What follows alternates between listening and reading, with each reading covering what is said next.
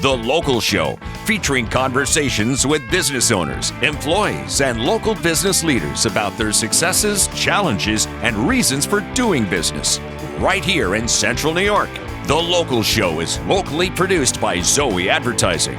Now your hosts, Tom and Steve. Welcome in, ladies and gentlemen. This is the 2024 Midwinter edition of The Local Show. I'm your host, Tom Soccocio Jr., along with my friend and co-host, Steve Roberts.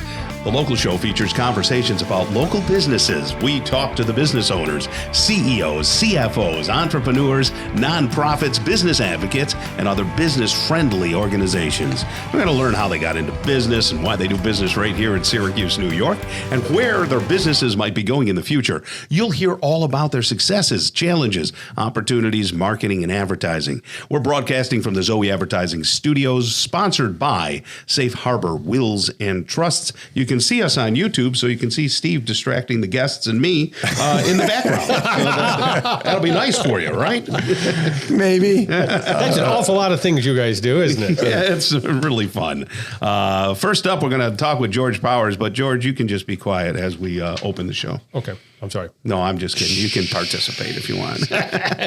What's Steve been up to, huh? What are you doing there, Steve? Not much. Kind of between things here a little bit, Tom. It's like between a rock and a hard place? Yeah, no. It's doing a lot of work, a lot of good Between things. cruises? Between cruises? No. Yes. Oh, well, you too. Yes, between vacations, he does work. That's right. For a day or two. It's all fun and games. That's wonderful. When you sit with a couple of bullies. Yeah, right. No, well, okay, maybe we are going. Yes. In April, we are going to a warm place in April. In April? Okay. Yeah, and a couple little day overnight things in March with Judy and family and things, but A couple things in February. not really. okay. I don't think I did anything much in February.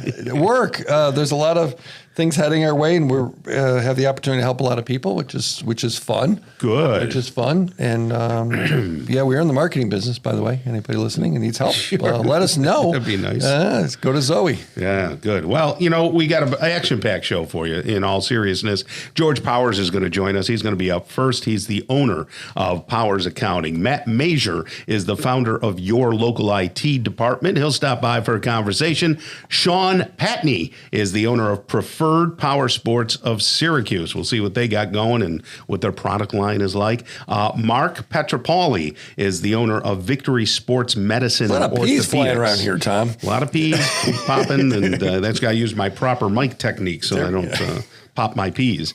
Kate Flannery will stop by. She's the new executive director of the Upstate New York chapters of the Alzheimer's Association. And then Chris Farmer is the owner of F&F Bargains. We'll find out all about his business and what he's doing. That's all on the Local Show today. So stick around for a couple of hours and really rot your brain. So first up, let's talk with George Powers. How are you, buddy? I'm doing super great and getting better. How are you doing, Tom? Very good. It's always good to have you in. You actually elevate me. You make me feel like a better person. Every day is a new opportunity. I was listening to something this morning, some inspiration, and talked about, in 100 years, no one will even hardly remember we're here. Yeah. And in 200 years, nothing that we own now will probably be here, and no one will even remember we ever existed. Yeah. And in some ways, that's very inspirational, considering all the things you think are so bad today are going to be not very... It kind of takes the pressure off. Right. It's like, hey, we live, we breathe, we should experience every day anew, and we really should enjoy what we have, because it is a gift.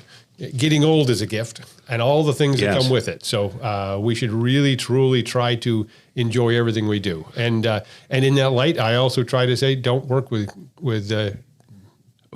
difficult people. Right. I was trying to make sure the right way to put it on the air. Wait, hang on, I have a question. Funny. When he slowed down and said that, he looked, YouTube viewers can see this, he turned to the right and made direct eye contact with me. Yeah. Well, that was unintentional. I was trying to come up with a word I could say on the radio.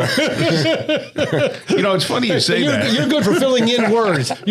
Steve, you're that guy that in a movie would just kind of, someone open their mouth, fill in a word. If nothing else came out. So I was looking for some inspiration. That's his defining characteristic. He's a great fill-in. So, it's funny you say that, because I was telling in my side business with the DJ company, had said to a couple the other day, I only do business with people who I like.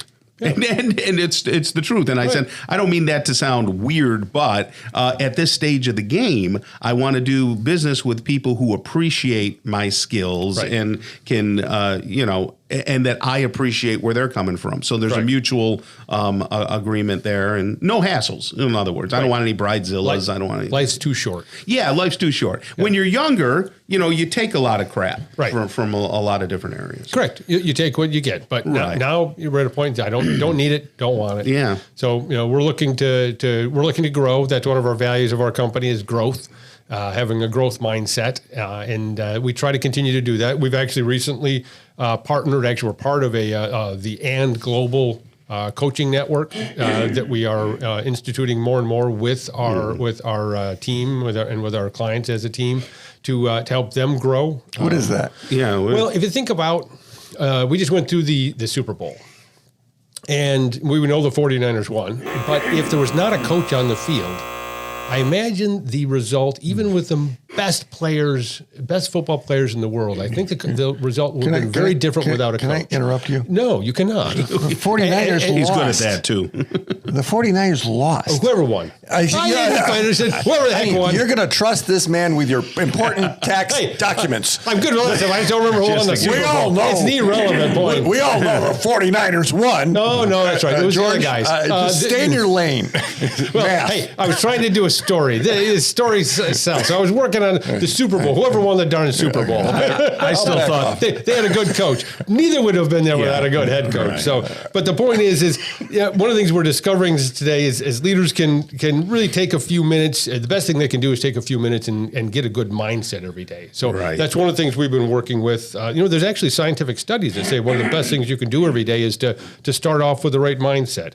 And we're now offering even a 3-minute daily inspirational coaching tool to our clients so they can every day get inspired, learn something, get better, and be able to face the day and do more. George, I already have that. Good. I read the Bible in the morning. That's your inspiration. That's a wonderful thing. Seriously, I go to seriously, there's an ability to set the stage for the day. Correct. That can be, oh my gosh, I got to do this. I got and it takes us places that create anxiety. Potentially, right? But being able to set the stage with something that's true and something that's reassuring, something that's positive and is self-leading is what you said. Exactly that. Okay. No, it's going to be different for everybody. Yours is a Bible, wonderful. Other people. I like to wallow in self-pity. There we go. Tom wallows in self-pity. I listen to the daily D-log, as it's called, to learn, to inspire, to how are we going to face the day? How are we going to get better? We try to learn. Trying a little bit every day. And if we can learn, we get better. Because that's how we do. Whatever works for each person. Because everyone's a little different. Right, Tom? Because everyone knows the 49ers won. Oh, that's right. Okay. Yeah, that was bad. Who did win? The 49ers and whoever the hell the other one was. I don't know. I still thought the Miami Dolphins were playing. So they're still my favorite team. They haven't won a thing in years, I don't think. It was Kansas City. Kansas City. That's right. It was the boyfriend of Taylor Swift. Yes. There we go. Yes. Speaking of money, holy cow. She makes some money. That's serious money there. Yeah. Wouldn't you like to handle her taxes? No, I wouldn't. I'm not sure I would. I have one client. I guess I'm really not a follower of football. I guess that just came out. Either am I. No way. Are you kidding me? It's for people who wish they could do things. There's people who are athletic, and then there's people who wish they were athletic and they watch football. Well, I was talking to somebody. They're going around talking about what they did. And they all talked about how they did all these sports. And I said, there was one of the problems I had with sports is just a small word called coordination. Yeah. So it doesn't work with me. Right. Well, certain sports require that. Hey, so most do. In your business, Powers Accounting, you not only do taxes. I mean, this is tax season, right? So right now you're dealing with all of your clients. Yes. Which is a roster of what, 300 or more? Or? Depending on how you count it, 600. Oh wow. Yeah. Whew.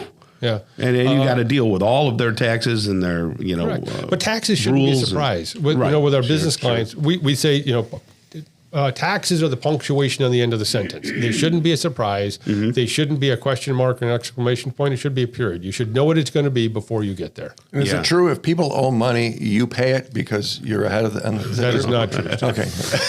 Well, we'll talk more with George Powers because it's tax season and everything, and we'll talk about how he approaches helping businesses grow, and not only does taxes but other things too. So, George, stick around, okay? Thank you. All right. Despite Steve, stick around. All right. We're listening to the local show right now. Keep it right here on 570 WSYR and 106.9 FM. The Local Show, featuring conversations with business owners, employees, and local business leaders about their successes, challenges, and reasons for doing business. Right here in Central New York. The Local Show is locally produced by Zoey Advertising. Now your hosts, Tom and Steve. Back into it and back at it again. You've got the local show right here on 106.9 FM 570 WSYR, and on YouTube you can view us, see what's going on, and see all the rest of the Zoey videos, and really have a great time on YouTube. We had a service that we were paying for. I was just thinking we as in you and your spouse? The family. I wasn't paying for it, was I? And it's amazing, no, how many services that you get, and then you forget you have, and then when you go, you cancel them, and then when you go to watch something, like I like that show Resident Alien. Have you seen that? I haven't seen that, no. Really funny thing. Anyway, so they got season 3 came back out, and I said, oh, geez, I got to watch it on Peacock. And, we went to sign into Peacock, and it's like, oh, we don't have that anymore. And then my son wanted to watch something on Hulu, and it's, oh, we don't have Hulu anymore. But we did have Hulu. And then there's things that we're paying for that we don't watch at all. It's like, wow, with all this subscription stuff, when are they going to just streamline it? I think it's a good idea to lose your credit card every 6 months. Yeah, right. That's a good idea. And, oops. And order a new one. Yeah. Because then it's like cancels everything. Cancels everything out, and then I come back and go, look at that, because you think about the apps and you think about all of those things. Yes. That and then you get a flare like, oh, do you want that? And you get asked into the things that you engage, and the things you didn't engage. Guess what? They're gone. That's actually not a bad idea, Steve. I like that because you're right. They things just stay forever. Well, it's only $10. I don't use it, but it's only $10. It's only $50. But you're losing money. That adds up. Yeah, I just looked. My AOL subscription is still running. You're still screwing around with AOL. Just kidding. It's funny. I was going through. I was doing a little cleaning out of my music library for the upcoming DJ season, and I had a weird Al Yankovic song in there. Oh, wow. And it was called AOL.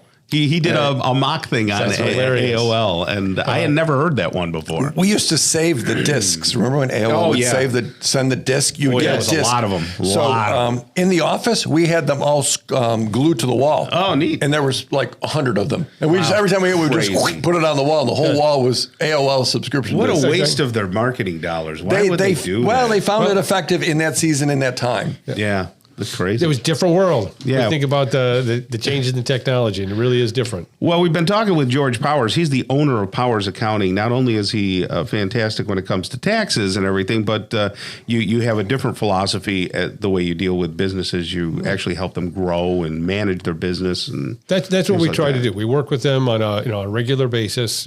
Yes, we do the accounting and the taxes. Make sure those compliance is important. I'm not trying to minimize that. Right. But the other side is growth. Where do they want to be? What are their goals? What are their their 2 years, their 5 years values, their goals? What is their vision thing? And we try to help them achieve that.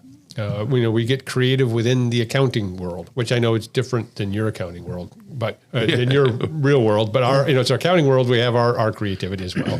But the idea is to work with them to get better. In today's world, there's a lot to learn. There's a lot of information. Being better leaders, being better managers, and to try to help achieve wherever that is they wish to be. So if it's vacations every other week, then more power to you. I was speaking with the folks up at the Small Business Development Center, and they mentioned your name, George. Hopefully they didn't use it in vain. And as one of the people that go and teach people to do it right from the foundation, because people often will leave and do it wrong from the foundation, and the ship leaves town, and we just use our credit card for everything. Well, do you have one credit card or do you have two? So there becomes this mix and match, and I know that those are some of the foundational things you teach them. Simple rules. We try not to we work with our clients to not make their life more difficult. They don't have to jump through a lot of hoops. I was talking to somebody yesterday.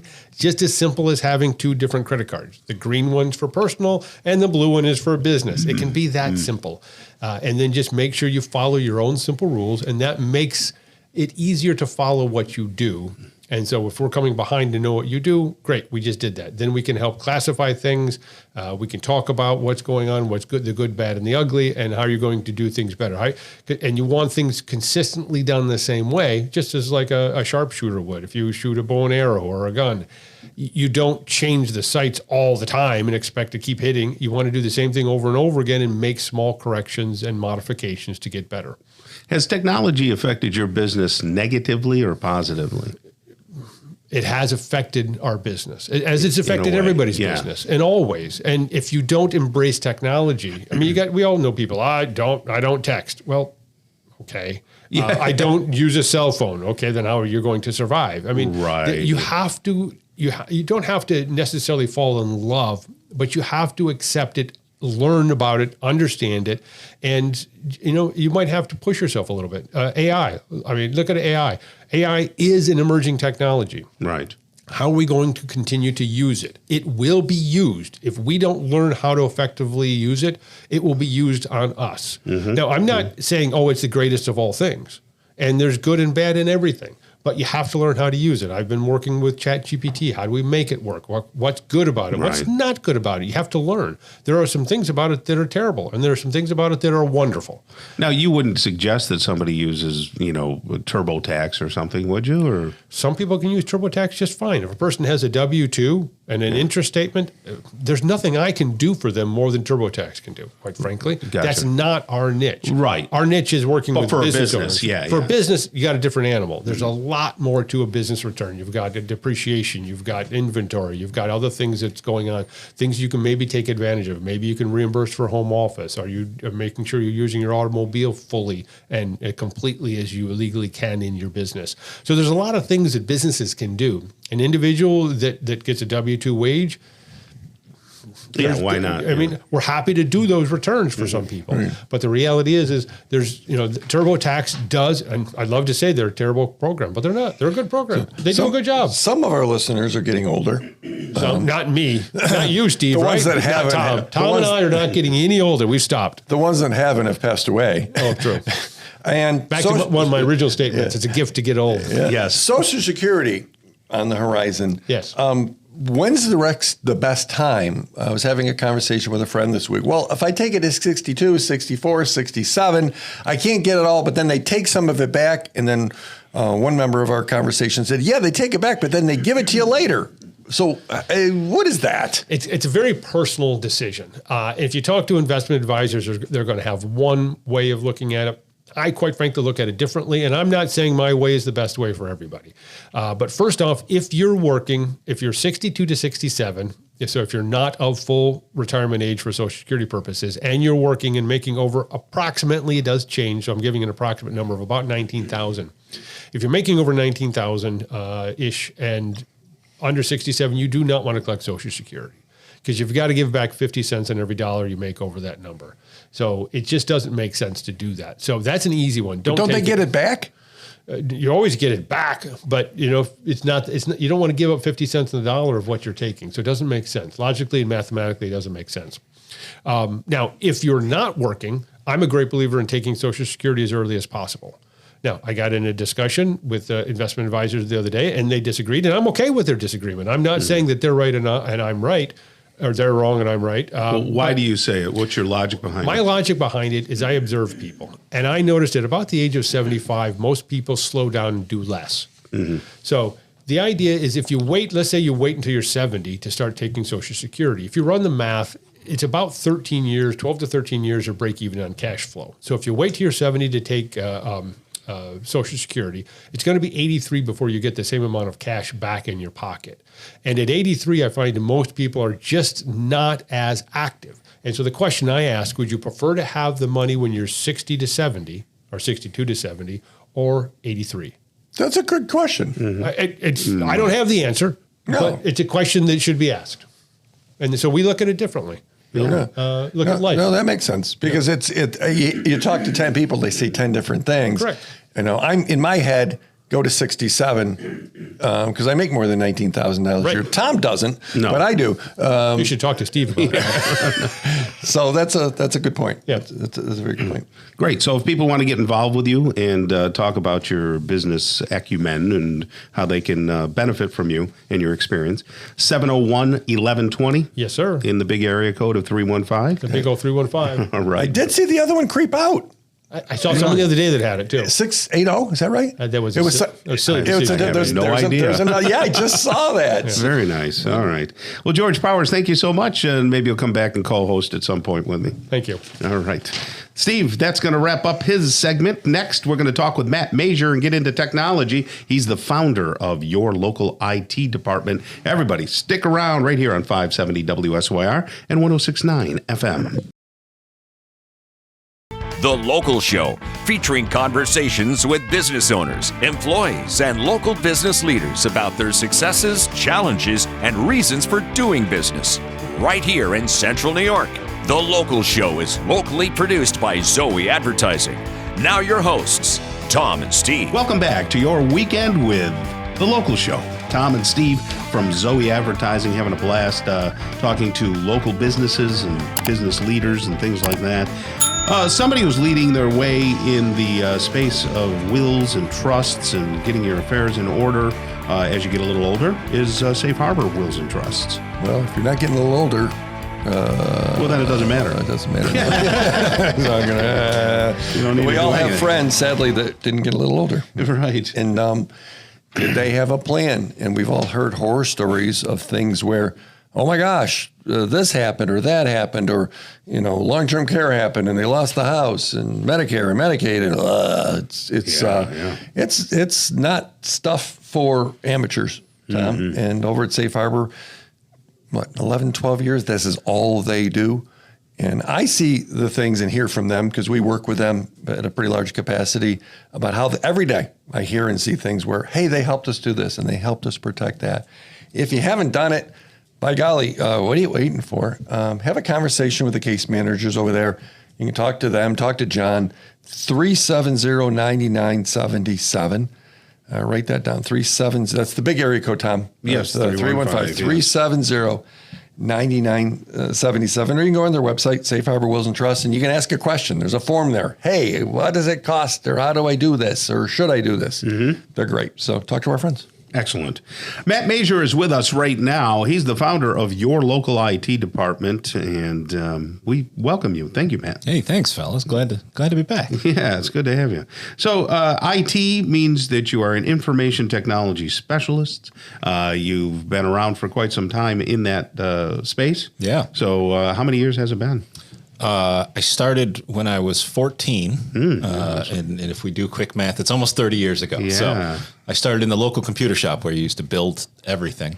Was it mainly mainframes at that point, or had they migrated over to Windows? So at that point when I started, it was more home computers. So, your personal computers, right before the dawn of the Dell and everything on the internet and these massive national brands. Right. If you wanted a nice home computer, you went to a local shop and they built it. But it looked like R2-D2, right? It was this big clunky thing, Well, it was like Windows for work groups back then, right? At the time, I actually went out of my way to find the largest case I could get, and I had one that sat on casters, and it was 1.5 inches above the desk sitting on the floor. That was, I loved it. Fun stuff, man. So I was noticing on my Windows machine that there's Copilot. Yeah. What is Copilot for and Windows? They snuck that right in. Yeah, they didn't they? Copilot is Microsoft's AI. And Microsoft has been trying hard to win this AI battle, I guess you would say. They started integrating it with their business packages like Microsoft 365. Originally, it was just for big corporations. If you had to have over 300 users, they recently changed that. Now everybody in the business sense can enable it and pay for it. And I think to kind of drive you that way, they're giving you a lot of those features in Windows. So everybody has that Copilot. They're trying to make them familiar with it, trying to get people comfortable with integrating it in their day-to-day activities. And that's the way they're doing it. You ever watch the show Halo? Yeah. Halo, right? You know, and they in Halo, which is a video game, right? But they made a series out of it. So they put in this guy's head this Cortana or whatever it was, Cortana, and which is an AI, and it's scary. And that's what this reminds me of, is that Cortana is sitting there, you know, waiting for me to say something, do something, and follow me all over the dang place. Sure. Yeah. And like some of those are great. They're great tools. The capabilities are rapidly growing. Yeah. You know, and there's still a lot of folks that are afraid of it. It's going to take all my job. It's not. It's going to be a tool. Right. It's going to allow you to do more. It's going to allow you to do different things. Mm-hmm. It's going to take a lot of menial tasks that have driven us all crazy off the table a little bit and make lives a little more efficient. So there's going to be nonsense with it. Don't get me wrong. So AI is not going to replace Tom. I don't think so. I was hoping it would. No. Yeah. What about the whole voice thing, though? You know, Tom. There's a lot Tom of that. has these golden lungs that he's been using for a long time. I have no lungs, but that's okay. With the whole voices and everything, it seems like it would be a threat to some economic pockets that are out there. It would feel that way anyway. I don't know. Am I wrong? I think you're going to find some shifts, right? So you're right. There are some things that people used to do that this thing can now do for you, but that creates new opportunities to mix and match those things, to offer those as your services. We can still do phenomenal voiceover work, but now I have 1,000 voices instead of one. Right. You know, different opportunities kind of open up, and you know, it will absolutely challenge today's traditional job description for a number of folks, but I'm optimistic that it's going to transition and move them into something that's just a natural evolution. So how do you help businesses work with this stuff? You know, when they call you up, what do you do? That's a great question, Tom. And before I answer that, I just want to tell you, talking about Call Me Up, I recently had a new client that came on, heard me exclusively on the local show, and I wanted to give you guys some thank you for that. Gentleman with a business up in Brewerton, absolutely big fan of the show, calls up, talks to one of our folks, and then I called up because I do any sort of new client relations, and he's talking to me, he goes, "Man, you sound just like the guy I heard on the radio." Well, that's me. You got him. But we were able to help him out and sign on phenomenal business. And so what kind of businesses are you looking for? So if a business has 3 people, it has 3,000 people, who do you help? Yes.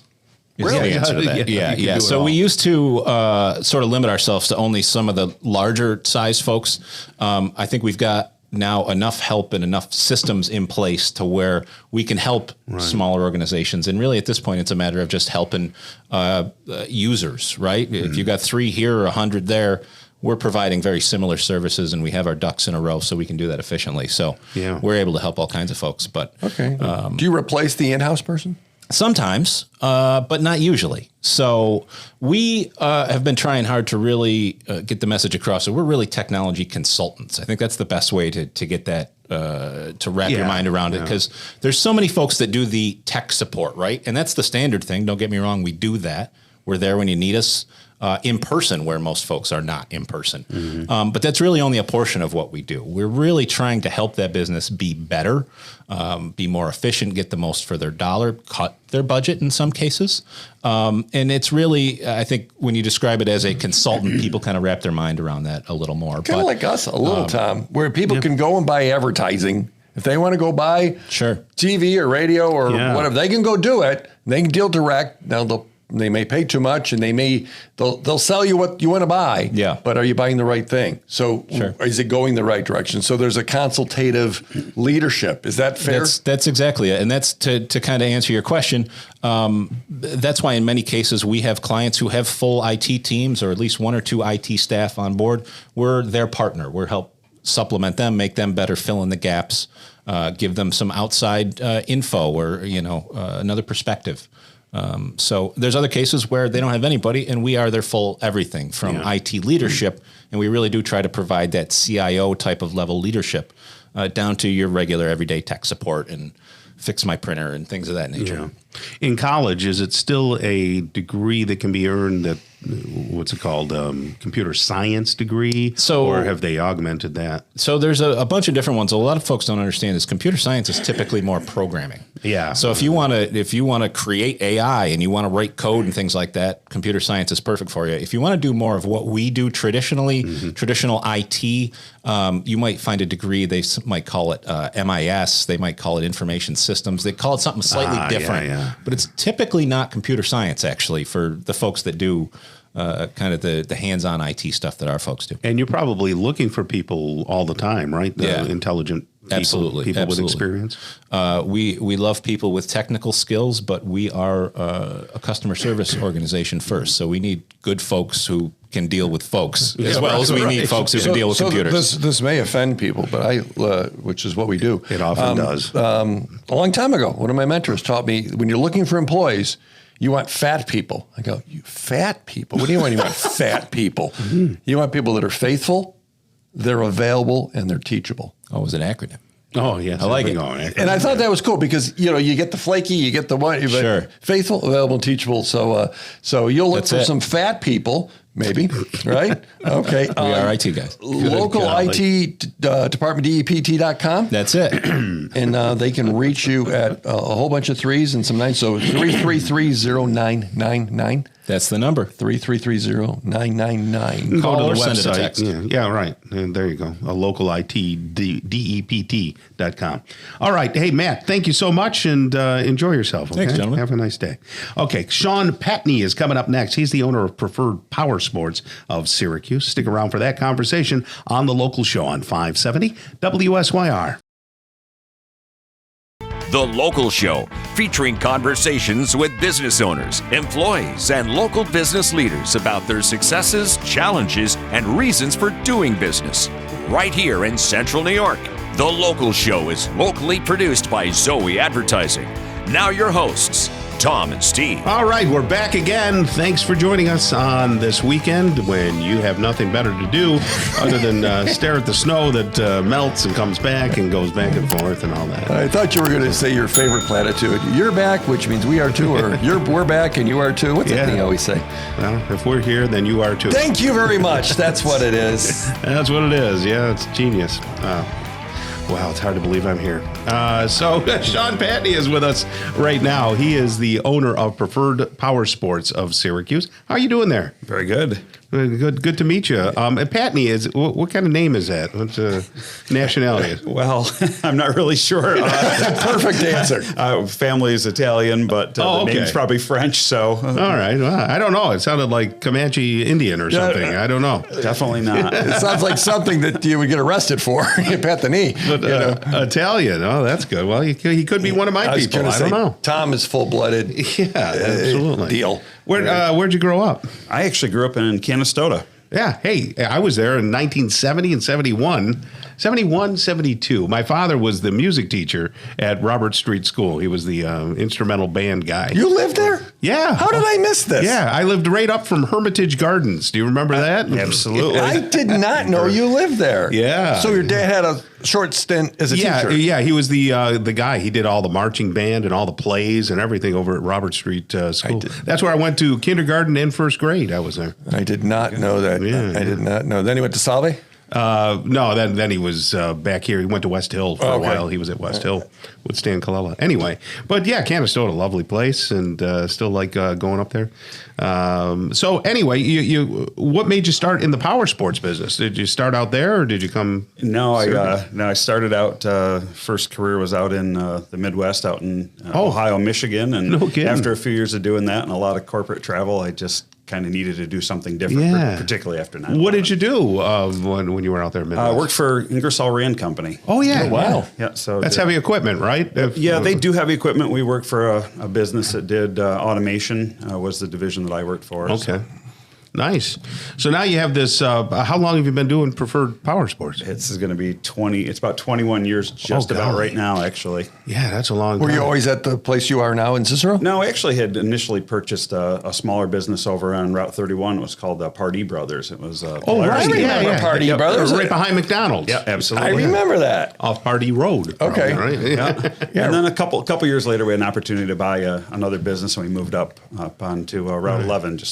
If I recall, you had snowmobiles over there too. Oh yeah, we still do. Yeah, you're doing some snowmobiles. And after no snow this year, we still have a few more. Oh, good golly! But at least now you guys have probably a lot of four-wheelers. Yes, we do. So we've grown. We carry watercraft, four-wheelers, motorcycles, ATVs, obviously side by side. What brands of toys do you sell? Because those all sound fun. About them. Yeah, so we started out with Polaris, and then we added when we bought the other business, we added Yamaha and Kawasaki, and then over the years we've added Honda and BRP, which is Can-Am and Sea-Doo, and just recently picked up another brand called CF Moto. So good golly, you have it all. Yeah, pretty rounded group of product. Yeah. So during COVID, when COVID started, did people buy more or less, or did you have trouble just getting the equipment? I think, like many people, when COVID started, we panicked. We didn't know what was going to join the club. Right. And so we were open. We were deemed as a necessary business, which was interesting. But we were open. We had our tables and our wipes and everything else, and nobody came. And so for a few days there was some panic, and then people started showing up, and then people really started showing up as they got bored and they were looking to get outside. Yeah, because that's what I would think. Yeah, because that's something you can do. You're not going to spread any disease. You got helmets on and everything else. So it was great. I mean, we added a few product lines at that point too to try to expand a little bit, to try to reach out to some younger people and get them out there and kind of maybe get them off their screens a little bit, get them out of the house. I know parents were looking to do that. So we had great success with that. We met a lot of new people. It was fantastic, actually. What makes you a little different than other power sports companies? Yeah, I get asked that. I think there's a lot of good power sports businesses around. I think most people in the industry are kind of balancing the enthusiast side of it with the business side of it. Yeah. And so we just got some people that have been with us a long time. I've got 3 people that have been with me for 20 years now, and I got a handful of other people that have been with me 8, 9, 10, 11 years. So you're seeing a lot of the same faces at Preferred Power Sports every time you come in. And do people tend to hold on to their toys, or do you get a lot of, I want the latest, greatest? A little bit of both. I mean, we have people that'll buy a machine and hold on to it for 10, 12, 15, 18 years, and we'll be there to service it and sell them parts. And other people, they need something new every other year. Yeah. And we're happy with that too. So talk to me about service. Do you have a big service department? Yeah, I mean, service is always a challenge, a lot of variation of product that we carry. So a lot of different things to learn and understand. But yeah, we've got 7 guys back in the service department at varying levels, from guys with relatively new experience to gentlemen with 34 years, I think, experience with power sports. So yeah. Do you also service other people's brands or just your own? We try to stick with the primary brands that we carry just for parts availability, diagnostic capability, training. There's a lot, I think, with the brands that we carry. It's a pretty full plate. Do people not know you're there sometimes? Are you like, holy smokes, I've been here 20 years. How did you not know that? That happens every once in a while. It kind of stuns us, but... with those kinds of recreational vehicles, people bang them up pretty good. Is there any warranty on them? Like, if I rip off an exhaust system because that's more of an insurance problem than a warranty problem. Okay, so, we do encourage people to carry insurance, and we work with a ton of different insurance companies. So, my advice on machines, of course, is most damaged machines come in not from the owner, but from somebody they let borrow it. Yeah. What about boats? Do you sell boats? Did you tell me sell watercraft? So we do personal watercraft, but Sea-Doo came out with a product this past couple of years ago called the Switch, which is a pontoon boat, a little bit different to jet drive pontoon boat, and a lot of a Wait, tell us about that. So, because I'm a boat guy. Okay. So it's a pontoon boat. Feels like a boat that Tom and his senior citizen friends would cruise along at about 15 knots. Is this not that? Yeah, no. You can look at it a couple different ways. I mean, certainly it is a pontoon boat. It's got how many hulls? 3. Oh, how long is it? varies from a very, very short 13 feet, which nobody really tends to buy, all the way up to about 21. You'd need a bigger one than that. 19 to 21 is where it's at. And what power is it? Different motors, but it is a Sea-Doo jet drive system, so it's it's just the same jet. So you have an system. impeller rather than an internal impeller, just like a personal watercraft. Why would I want that and not stick a Yamaha 4-stroke on the back or whatever? Well, there's a safety thing certainly for for having that internal. It's in the tri-hull and the center hull. Sure. It's inboard quite a ways.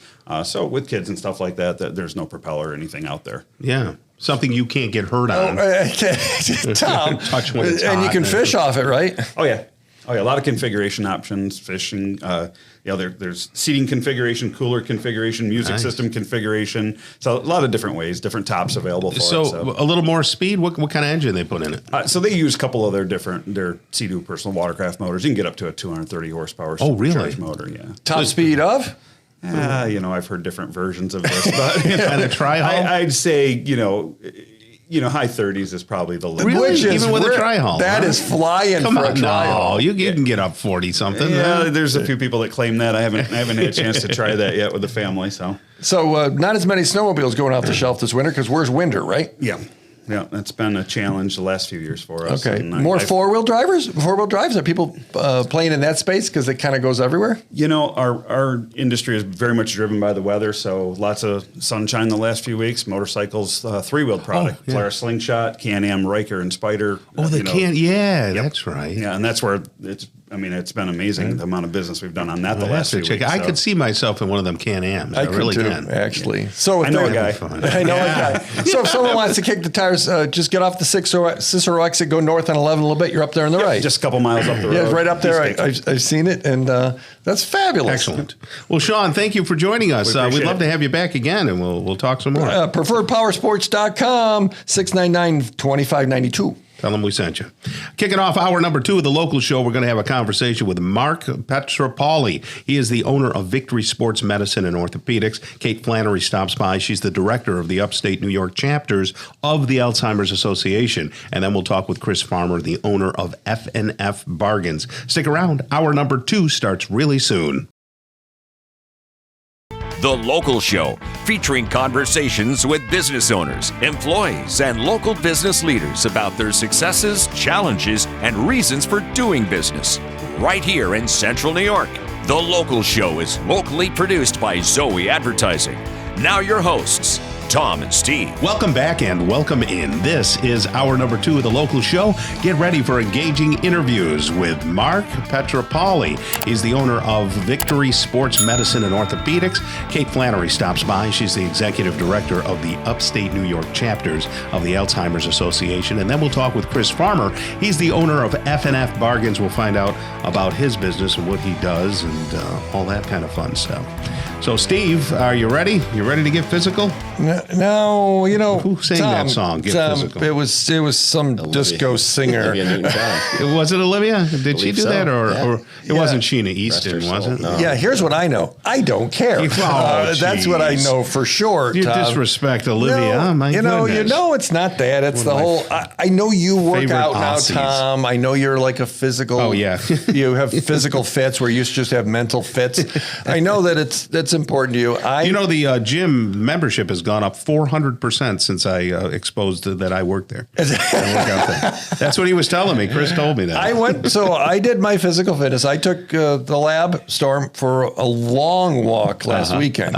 For me, went way up. You know where I live. Went way up to Runnings. Walked through the store. That's a lot of walking. Then went down to Home Depot because those are dog friendly. Yeah. Oh, are they? Yeah. I did a huge loop, so it was probably a couple miles, which is a lot for me. That's a lot. No, that's a lot for anybody.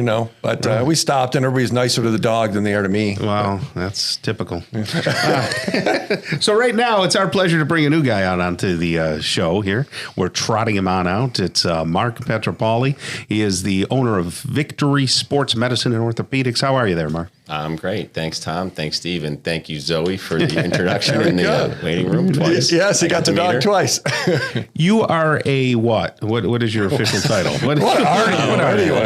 It depends on who you ask. But I guess I'm officially, from a work title, I'm an orthopedic surgeon, a sports medicine fellowship trained orthopedic surgeon. Oh, golly. So you're just not a, what do you call those people? Chiropractor? The poor chiropractors. Don't they get put chiropractors. We're going to get letters and calls. Right. Sorry, if you're a chiropractor, we're sorry. That's not. You're not just a physical therapist. You're an actual surgeon. Well, I love physical therapists too. My daughter is, but I'm a surgeon. Yes, absolutely. Okay. Goodness, you're a doctor. Yes, he's way above our station. Yeah, What's he doing on the show? I don't know. He should cut into you. I know that. So what kind of surgery? Unpack that. What does that mean? What kind of surgery do you do? Yeah, so orthopedics is mostly muscles, joints, tendons, all the things that you've hurt and injured. Right. Yeah. And I specialize probably mostly in knees and shoulders. We see a little bit of everything. I do have a physical therapy department in my office. They're great, tremendous. So we kind of have a comprehensive practice. It's not just all about surgery. We see a lot of people, and most people we get better without surgery. We have a lot of really exciting non-surgical things that we do that might help your plantar fasciitis, like laser, which there's no needles, no shots, no side effects, nothing like that. Right. And then I was talking about with Steve a little bit about PRP, platelet-rich plasma, bone marrow injections. There's, our bodies, our blood, our bodies, our bone marrow has amazing healing potential. Right. Simplifying it, but every day we break our bodies down, then we go to bed at night, and our body heals itself. As we get older, maybe we're not in as good a shape. Our muscles are weaker. Our tendons are weaker. Our bones get a little bit weaker. We might have put on some weight. We're not eating as well as we should. And so maybe we start to break down a little faster than the body can heal itself. Right. So we can help harness those healing things like PRP and bone marrow to try to get people back moving again. Did I hear you say, I'm a surgeon, but we'd rather not do surgery. We have other ways. Is that what I heard you say? You did hear that, yeah. So unpack that a little bit. Well, I've had 5 surgeries myself, and who wants surgery if you don't need it, right? Yeah. So, there's always going to be a need for surgery. But, even when I started my practice, I was fortunate enough to work with Dr. Andrews, who's the greatest sports medicine doctor of all time. He just recently retired, but if you watch ESPN or any of those shows like that, a lot of these athletes, especially the Tommy John surgery at the elbow, but all kinds of different sports medicine surgeries. He's saved tons and tons of careers. John Smoltz, a lot of Hall of Famers, Roger Clemens, all those guys. And so he did a lot of surgery, but he also taught me and the fellows who came through that, most of the things that he saw didn't need surgery. So we worked very closely with the physical therapists. We worked very closely with the athletic trainers, with the coaches, the strength coaches, all that stuff. And a lot of times we were trying to get people better without doing surgery on them. So that was always what we tried. It seems like every person, Tom's age, that maybe has carried a little extra weight over the years needs knee replacements. It's like, I need a knee replacement. Does everybody need a knee replacement, or is there another way to go at that? Well, that's a great question. Some people do need knee replacements, but there's been a couple studies that show that maybe 25 to 30% of knee replacements are unnecessary. So there's always going to be a need. And I used to do knee replacements right up until COVID. I started out in 1998, so my patient population has gotten older. I still take care of a lot of young kids because my daughter's in high school. She's playing for Skinny Atlas. They won last night. Yeah, there you go. So I got to give a shout out to Bella Petropoli. Yeah, what'd she do? What'd she play? She's point guard or shooting guard. She plays a little bit of forward too. But they're going to be playing the number 1 seed this weekend. Sweet, so we'll see what happens. But anyway, my patient population has aged over the years, and I always did knee replacements. And then COVID hit, and the hospital shut down. And to do a knee replacement, you need to operate in a hospital. For the most part, it's getting better and better where you can do these sometimes even as outpatients in a lot of places. But we couldn't do the surgery. So I had been doing this PRP and the bone marrow and the laser since 2008, 2017, respectively. And what happened was I had patients who wanted to have their knee replaced, and I was like, well, we can't do it. And they're like, is there anything else we can do? So I put everything together. I put the PRP, the bone marrow, the laser, the total body fitness, all these things, nutrition, weight loss. We put it together into programs, individualized programs for people. We call that knee repair, not knee replacement. And we were getting people better without doing the knee replacements. So I don't even do them anymore. That's wonderful. Yeah, because that could be.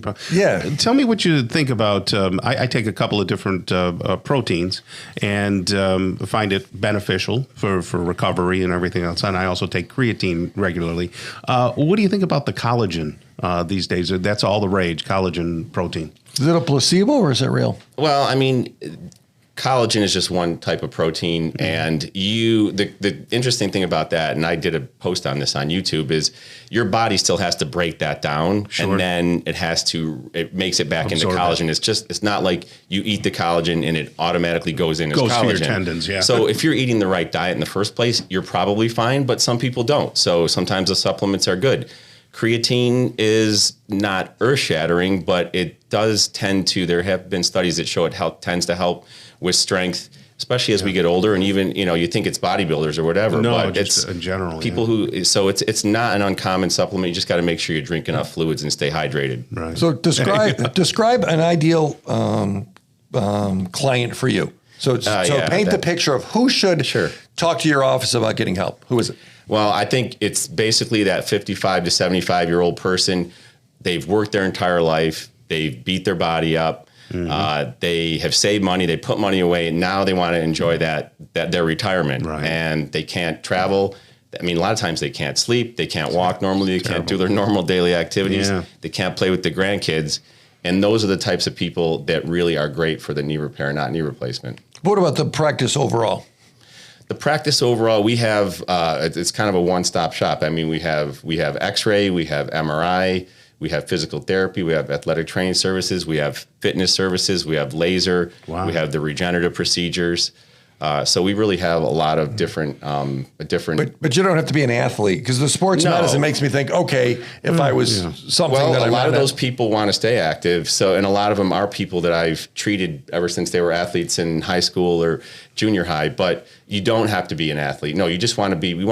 I'll give you a little scoop here. We're going to change our name to Victory in Motion, believe it or not. Very nice. Yeah. So really, our goal is to get people moving again. And so it doesn't matter if you're an athlete, not an athlete. We want to get you moving again. And we have a lot of really cool ways to do it with and without surgery. And when I do surgery, it's minimally invasive surgery. Yeah, that's wonderful. And I like the fact that you do fitness, because, I follow Dr. Gabriella Lyons, and she is saying, hey, the more muscle mass you have on you, the more longevity you have, right? Absolutely. Isn't that the truth? 1,000%. And so a guy like you can help people who want to train be healthy while they're training, right? And, definitely. Gaining strength. That's wonderful. Well, it's good to know you. I hope you'll come on again and we can keep talking with you. And I'd like to put you on my speed dial. Sure, absolutely. So does that website still, Victory Sports Medicine, is that still working, right? That is, yep. Yeah, excellent. Okay. VictorySportsMedicine.com or Victory in Motion. Okay, and if they have questions, 685-7544. You got it. So they can ask questions, 685-7544. Well, thank you very much, Mark. It's great to meet you. Thanks, Tom. All right. Steve. Coming up next, we're going to talk with Kate Flannery. She's the executive director of the Upstate New York chapters of the Alzheimer's Association. Stick around for that conversation right here on The Local Show on 570 WSYR. The Local Show, featuring conversations with business owners, employees, and local business leaders about their successes, challenges, and reasons for doing business. Right here in Central New York. The Local Show is locally produced by Zoey Advertising. Now your hosts, Tom and Steve. Welcome back and welcome in. You're listening to The Local Show with Tom and Steve, where we champion local businesses and talk about their heritages, if that's a word. Well, Dr. Mark just left out. You like it when doctors are here. You get to, being a hypochondriac like you are, you get to feed on the doctors for free. How'd that go? Yeah, that was nice. Yeah, I think, I'm really interested in his fit area, because when you get older and you're going in back in the gym like I am, and invariably you hurt yourself, right? The plantar fasciitis, maybe your shoulder hurts.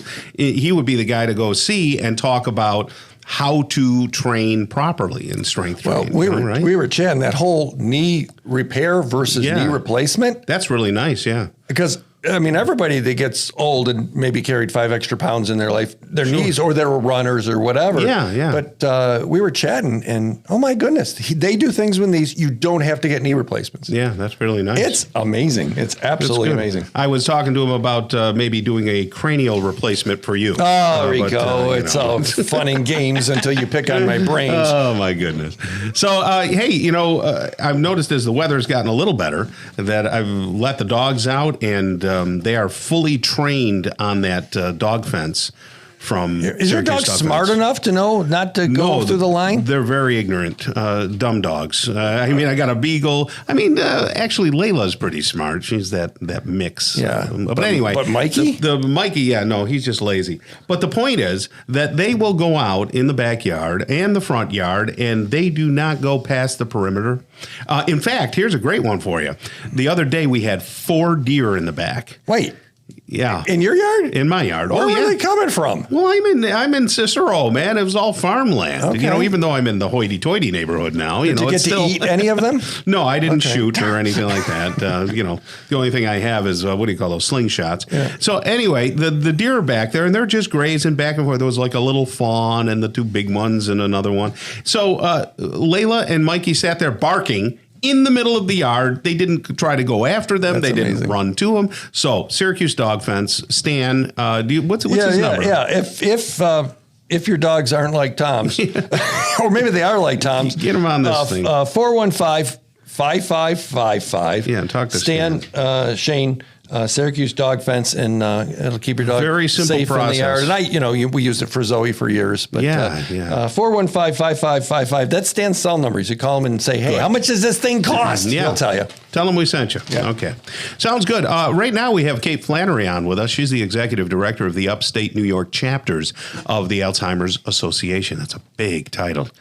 So, how you doing there, Katie Flannery? Exactly. Just in time for St. Patty's Day. Kathleen Kearns is my middle name. Yeah, Kathleen Kearns Flannery. Oh, wow. Yeah. Now, when your mom yelled at you, did she use the whole name? So are you aware that Tom has a dog in this hunt? Oh, do I? Your wife? Oh, my wife, of course, yes. My wife's my father-in-law straight from Dublin. No, I didn't know. She's Kelly, and her maiden name was Quinn. She was a Quinn. Oh, see. Yeah. Where was she born? Well, she was born in England, actually, because my mother-in-law is from Banbury, England. Mm. So, but my father-in-law was in the military, and they met up, in Europe that way. And then they came over. She's got 9 or 10 aunts and uncles, and some of them are in Ireland, some of them are here.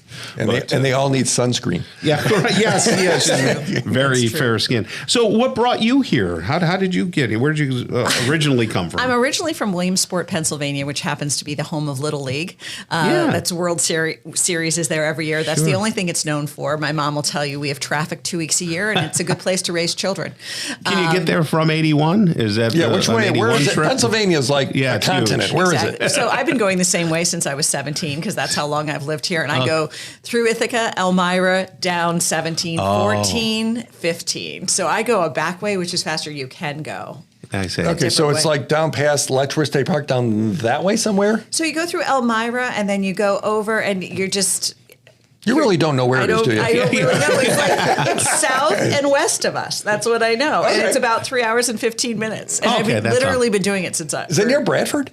Bradford, no. That's a no. That's okay. in Pennsylvania. That's in Philadelphia area, I think. No, Bradford's right down there. Oh, it is down there? Yeah, we used to travel down there with family and stuff. Oh, yeah. Cool. Okay, so you came up here for what? To go to school? To go to school, right. I did my schooling here. I went to Lemoyne, and then I did my graduate work at Syracuse University. I'm a social worker by training and a therapist, but I've been a long time community advocate for persons with, I believe in human dignity and compassion and respect. And I really have been so blessed to have a career that has aligned with my values and allowed me to be hopefully a real part of a team that helps community members live better lives. Yeah. How long have you been with Alzheimer's then? I just started, actually. Oh, okay. I've been there, it's almost 6 months. 5 minutes. Just started 6 months. But my career has sort of scoped over. I worked initially in domestic violence and sexual assault with my goodness. the Rape Crisis Center of Syracuse and Vera House. I then moved on to working with folks with breast cancer. I worked for Susan G. Komen, the Race for the Cure. I spent a lot of my career there. And then Francis House, which is forever a love of mine. Hospice Services, a social hospice house. God bless you. We're very familiar with that. Sister Kathleen was one of my, forever has impacted how I view the world. And now I have the privilege really to work with the Alzheimer's Association. And it's such an important role right now with what's happening and with the aging population. Well, sure. How do you separate, emotionally with all these places you've worked? How do you keep such an upbeat personality and everything? I guess I view it somewhat more as a calling than as a job. Yeah. And I have always recognized the fact, some of it's probably my faith and my personality, but because I'm not looking at suffering doesn't mean it isn't happening. And the best thing I know that can happen is if you join somebody, bear witness to their suffering, try to help them. Yeah. It relieves pain, right? Because suffering is worse in isolation. Yeah. That is all I know to be true. When you don't share your story, when people don't walk towards you, when you feel totally alone in the world, things are worse. Yeah, I'm going to quote Jesus because I like to quote Jesus. Yeah. Mourn with those that mourn. He didn't say don't mourn. Right. He said, mourn with those that mourn, and they'll be comforted. So what you just said is bearing witness. Don't look away. Being, right, and embracing it, not going, well, you shouldn't feel that way. Why should you? Or I can solve it, or you should. Correct. I don't have those answers, but I can sit with someone, bear witness to their pain, and try and be of support and comfort. Wow. And it's a gift. It's a privilege when people see you share their lives that way with you. And really connection, isn't that what everybody's looking for? Sure. So Alzheimer's is, once again, we've talked with Sheila Ostrom, many times. She's a good friend. Yes, and a good friend of the shows. So explain to the people out there who might not understand what Alzheimer's is and how it relates to dementias and things like that. Absolutely. So it's a degenerative disease. And so the Alzheimer's Association really serves Alzheimer's and all other dementias. So 60% of dementias are Alzheimer's, but the other dementias are also, things we support. And individuals, we support both constituents who are navigating the disease as well as caregivers. I see. So it's really, we provide services for anybody in the field of dementia. And what we do is in Central New York, we have 17 counties specifically, and we provide support to families, caregivers, those living with the disease, and healthcare professionals, because there's still a lot of myths and stigma and unknown about dementia and Alzheimer's. Right, I'm going to interrupt you. 17 counties. That's a lot of counties. And that's just Central New York. We also work, we partner with Western New York and Buffalo and with the Rochester Finger Lakes. And actually that partnership, I have to say, we have offices and direct services in each community. Yeah. So there are 20 practitioners in like Central New York's office. Each of the offices, Rochester and Buffalo, each have program staff that support people in our community. So we're able to have that grassroots community connection, but also we're able to connect on a larger level where I think it elevates our work, right? Yeah. We can access a professional anywhere in upstate New York or share best ideas or best practices how to support people. And it's really been helpful. You probably were really happy when they developed the Nappy Wellness Center, right? Absolutely. I'm very familiar. And I obviously that speaks to, I do believe all health, mental health, physical health, spiritual health is intertwined. Yeah. And people they're human, they're whole. Yeah. And I think when we silo their problems or their challenges, it doesn't serve them. It's like trying to serve a patient without the family. People don't live by themselves completely. Right. God willing. Right. Yeah. Well, look, Katie, would you mind sticking around? Of course. Okay, good. We'll have Kate Flannery continue our conversation. She's the executive director of the Upstate New York chapters of the Alzheimer's Association. So stick around right here on The Local Show on 570 WSYR. We'll be right back. The Local Show, featuring conversations with business owners, employees, and local business leaders about their successes, challenges, and reasons for doing business. Right here in Central New York. The Local Show is locally produced by Zoey Advertising. Now your hosts, Tom and Steve. Welcome back to The Local Show. If you're here, that means we are too. So, we would be here anyway. Right? Yeah, I guess we would. That's what makes it funny, Steve. So, Tom, I went out to Blake Jewelry and got Judy a little something for Valentine's Day a few weeks ago. And so did I. And it was hard. Oh, it wasn't hard for me. Why? You just hand her your wallet? What'd you do? Well, because it was displayed so nicely, I went right for the Celtic jewelry because, Kelly being of Irish descent.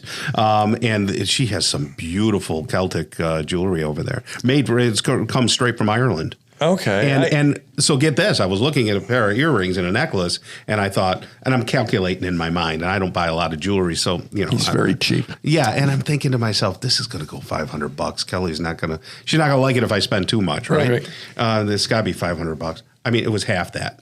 Really? For a necklace and the earrings. Really? Yeah, and I was just shocked. I was like, really? I said, no. Are you giving me the local show discount? And she said, no, these are our prices. They have very good prices. Yeah. They in the diamond thing, I could not believe how much the diamonds are less there. Right. And the lab diamonds are real diamonds. They just don't have to have as much labor to do them, and they're beautiful. But no, I picked up something over there. So, gentlemen, if you're ladies like Julie or women, if you just want to go spend, Township 5 next to Subway, kind of across from Costco. Say hi to Stephanie at Blake. They have some really good stuff and great prices, and it was a great experience. Well, when I turn 60, I might go over there and get a big diamond stud earring and a gold tooth. Start calling everybody dog. No, don't do that, dog. Don't do that. Well, we're going to continue our conversation. Now let's bring in the therapist. We're going to talk more here with Kate Flannery. She's the executive director of the Upstate New York chapters of the Alzheimer's Association. And I mentioned Nappy Wellness. Do you work with them regularly? Does the association? Or we have many community partners, different healthcare systems, and many other. We also provide a lot of services. As I mentioned, we have 19 program practitioners in our office that can provide care consultations, helping people identify what's coming next, where to access services. We do support groups for over 20 support groups for various caregivers and individuals living with the disease. We provide educational programs, what you're going to need to do with your money, what you're going to need to do with planning and getting your wishes down. We do safety services because obviously if someone's living in your home who's having, the symptoms of dementia and Alzheimer's, you're going to have some security and safety changes. Well, it's not black or white. I mean, it's the grayest thing ever. Okay, so somebody Tom's age, over 50, is going to have some memory loss anyway. Right? There is natural memory but loss. Then you get to the point where it's actually a disease. Exactly. Okay. And when it's attacking the cells in your brain and it's ultimately killing them and ultimately leads to death. And that's the difference. Yeah. But forgetting things and dementia, they're two different things, but they can mask each other, can't they? I think that's part of the reason we have such a late stage diagnosis, which is not a good thing, right? Yeah. For a variety of reasons. And also historically, until very recently, because we have entered into an era of treatment, there are 140 drugs in the pipeline. Yeah, one improved. Stuff. One has already been approved by a drug. And so and now it's just the beginning. It's only for people who have early diagnosis, but it slows the progression of the disease. You are going to see a massive shift in the landscape of Alzheimer's and dementia. You know what else I've found, and I wonder what your take is on this. I follow a lot of sports people and a lot of longevity specialists and things on YouTube, and diet. They're saying a keto-friendly diet or the carnivore diet, which I've been doing and having great results with, is fantastic. And they're finding that it is, in a lot of cases, slowing down or not allowing people to get into a dementia or an Alzheimer's situation. Absolutely. If you look at Alzheimer's and dementia, it's a little bit like heart disease was 30 years ago. Yes. We didn't know about prevention. We didn't know about lifestyle. Right. Those things contribute. You're going to see diagnostics in the form of even blood tests coming up in the next year and a half. Wonderful. Imaging is changing, and there are going to be a variety of drugs that can slow down or, God willing, eventually cure dementia and Alzheimer's. What is a program practitioner?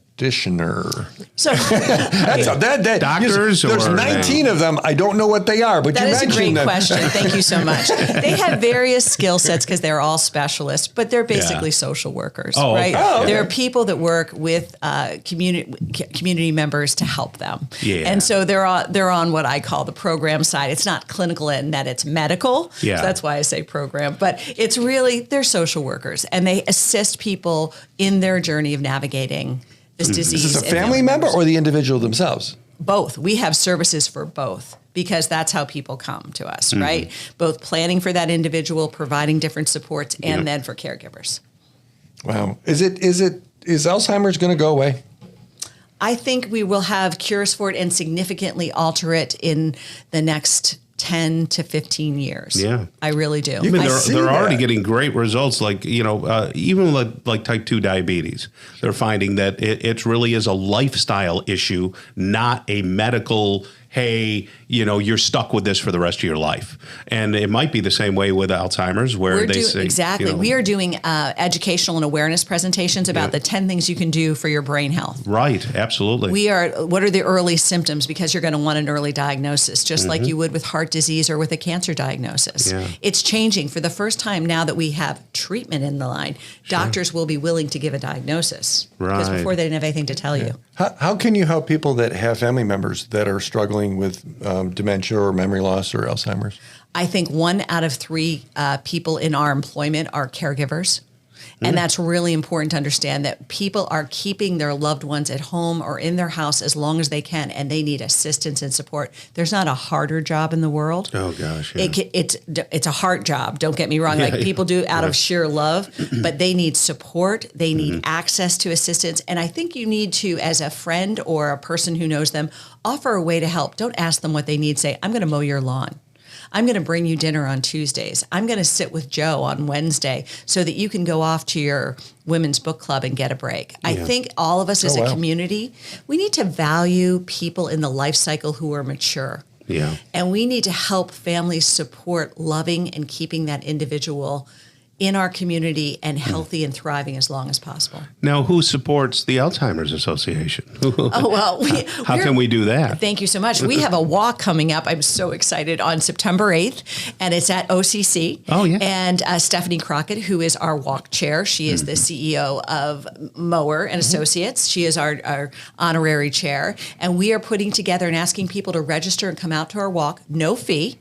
We encourage, obviously, to fundraise, but to register and come out and be part of a community that demonstrates the support for this disease, finding cures, and the people who caretake for people with this disease. And that money goes to what specifically? Half goes to research and half goes to the programs that I'm talking about. Okay. Yeah. So it's everything goes, we just put $100 million this last year in 2023 collectively across the United States, all the Alzheimer's Association, into research. We are the largest funder of research. Wow, we have contributed to all those drugs that are in the pipeline and all those clinical studies. What I heard you say is we can see the end of this thing. I could see it. You said it like 10 to 15, but you weren't going, oh, we'll probably, you believe that. I believe it.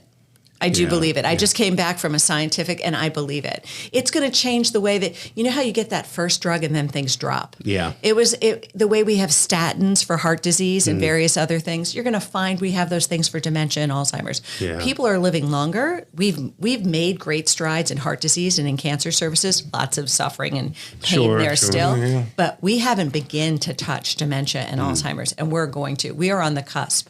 If someone wants to contribute other than just the walk and wants to donate, are there ways to do that? Are there volunteer positions I desperately need volunteers for everything. Yeah. We teach volunteers to help us in educational programs. They help us with various events. I would love for people to reach out and volunteer. We are always welcoming them. The other thing I just want to mention, we have an 800 number that is 24 hours a day, 7 days a week. It is supported and manned by licensed professionals who you can call there in crisis and get assistance. And that phone number is? 1-800-272-3900, 24/7.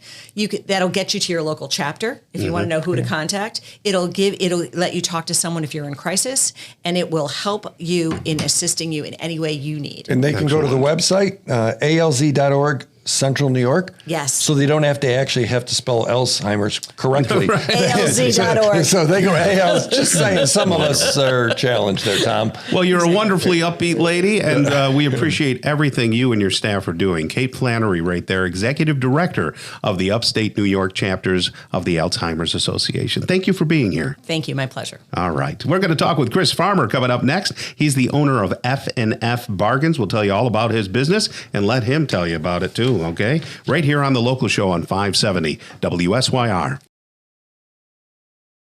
The Local Show, featuring conversations with business owners, employees, and local business leaders about their successes, challenges, and reasons for doing business.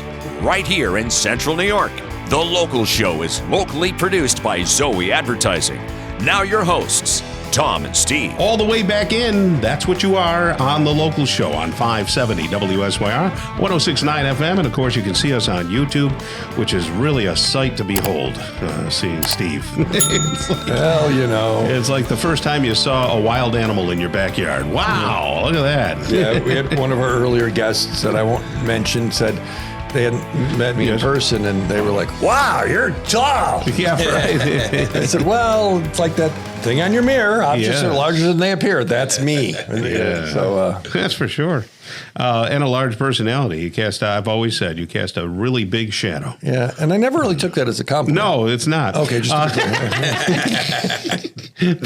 but it's fun to say. Hey, Chris Farmer's back with us. Chris Farmer is the owner of F&F Bargains.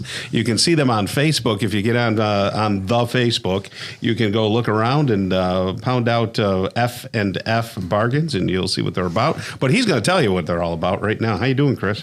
How you doing, guys? Thanks for having me back. It's great to have you. Great to have you. Since the last time you were here, I think my girls went up to your place.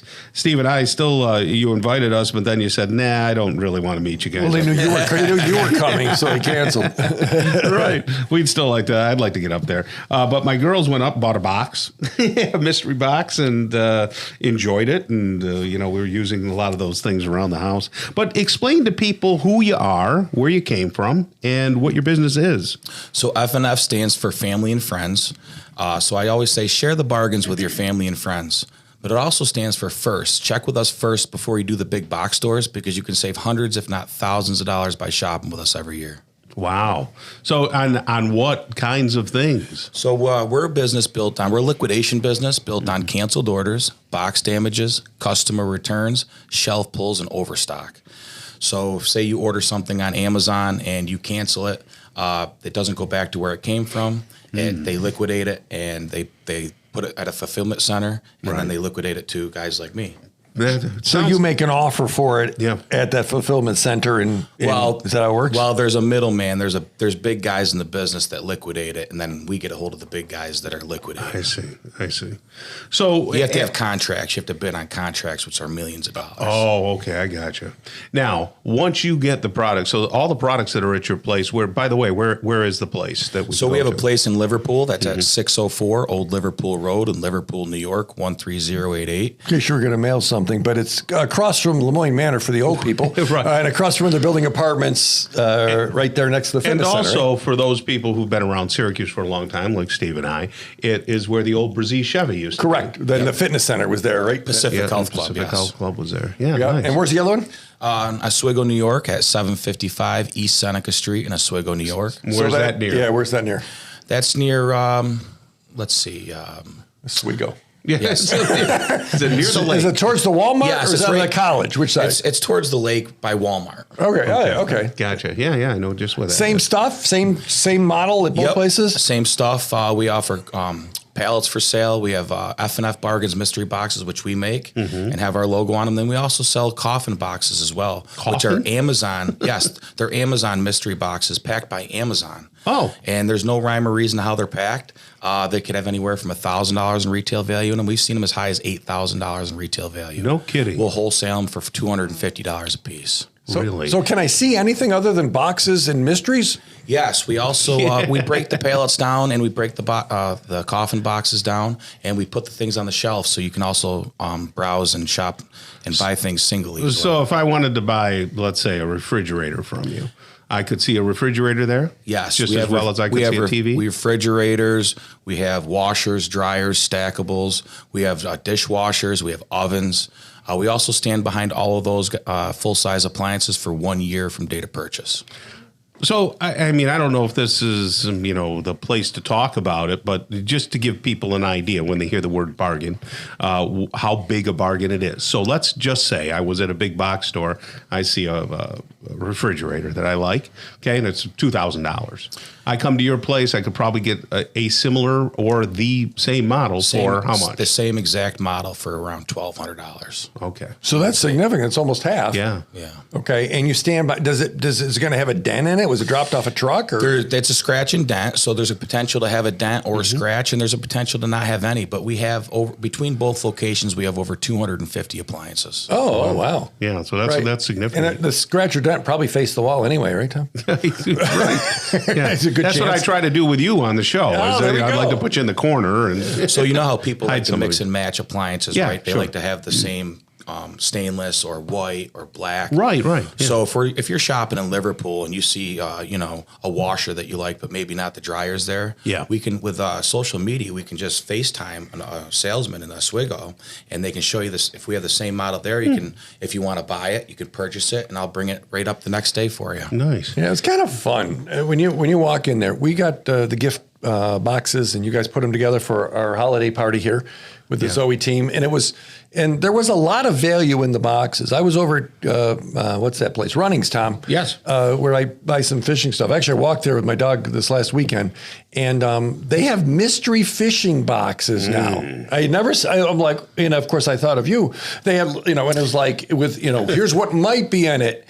And the box was pre-printed. It looked a little, I don't know. It looked, they were planning. It was, the only mystery was us. It wasn't them. They put certain things in there, but yours are all kind of different, right? So we have pre-made boxes. We have home, kitchen, kids boxes. So we have like boys boxes 3 to 6, girls boxes 3 to 6, or boys or girls 7 to 12. Then we have teens boxes 13 plus for boys or girls. Right. Then we can pre-order boxes as well if you wanted to make one custom. For your liking. Also, I have a truckload of adult toys coming, so there's going to be adult mystery boxes coming soon. Very interesting. That sounds creepy. Yeah. Okay. So one thing that was in one of the boxes was a headlight.